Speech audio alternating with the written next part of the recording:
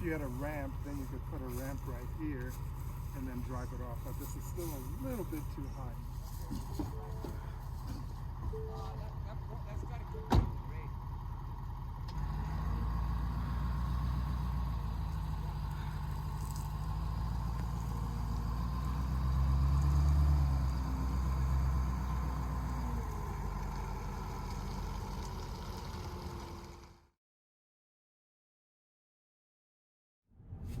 All right, I think we've found a spot here, but there's just crazy amounts of traffic. But there's like a little ditch right here, and I think that's going to be good for backing up into that and getting this off. So went to a couple of motorcycle stores and they had no ramps whatsoever. So I either drive around with it in the back of the truck for a couple of weeks or try to get inside this ditch. But there's just so much traffic, like an impossible amount. So I can't actually back up to do what I need to do outside. So that's the ditch right there, and as soon as I can get into it, the better.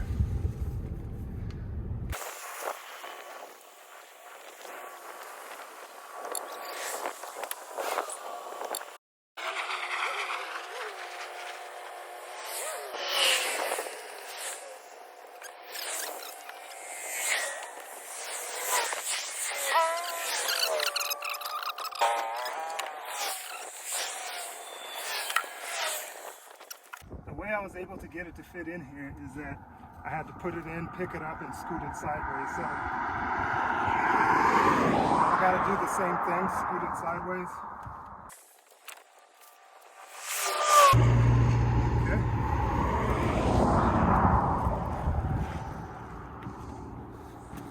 And now, because this is uphill, that's going to suck. So let's see if we can get it down.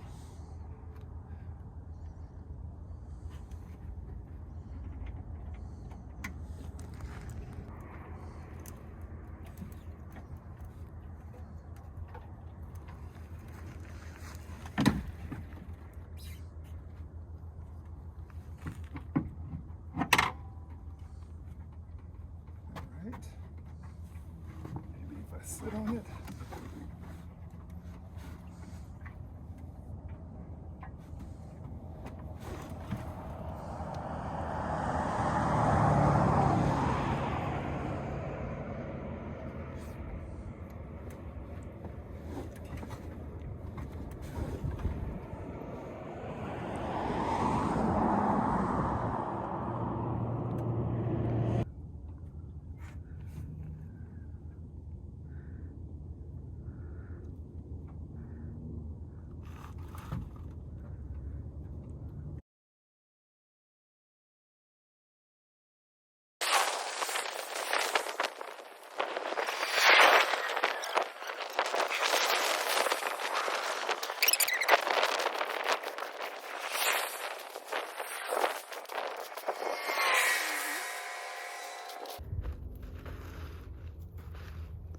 All right.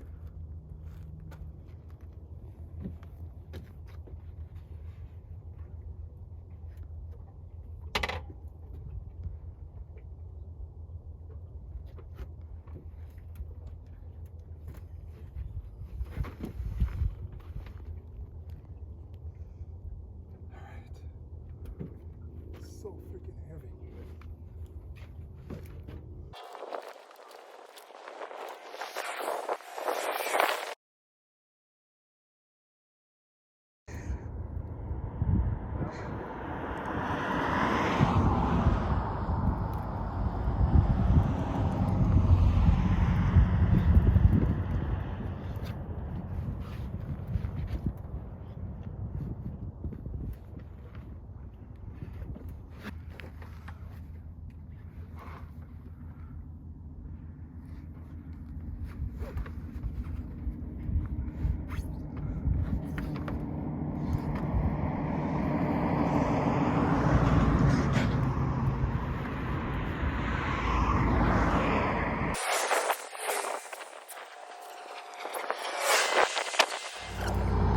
Finally, with a little help pushing forward, we were able to get it off because it's just too kind of steep over here, but it's out now. We're just going to move the truck forward, and then that's it. And then, yeah, need a ramp. Cool.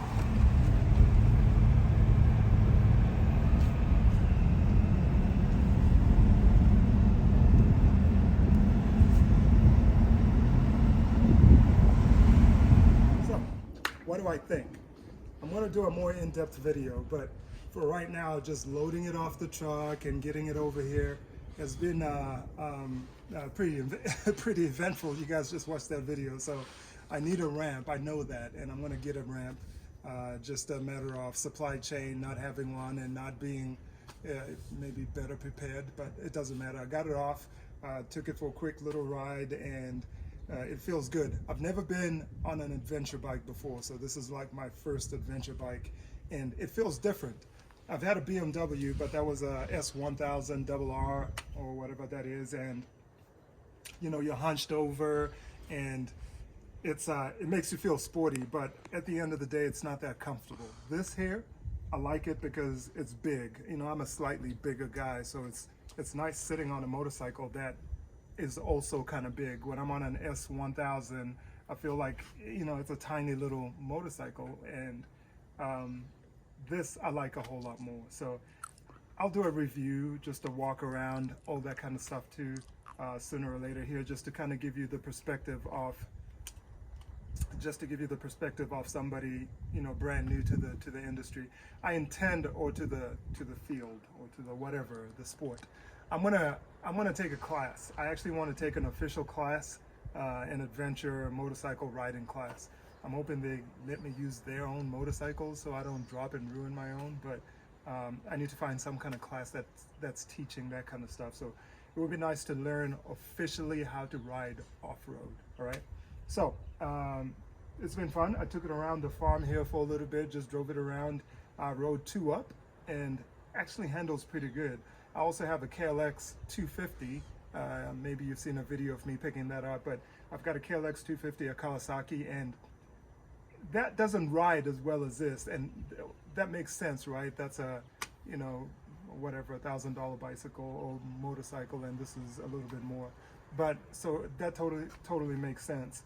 But it's just nice. 2 up, rode around the neighborhood as well, and absolutely fantastic. I think I'm gonna like it, but it's my first time riding it. I could still hate it, I guess, but that's what I have for right now, guys.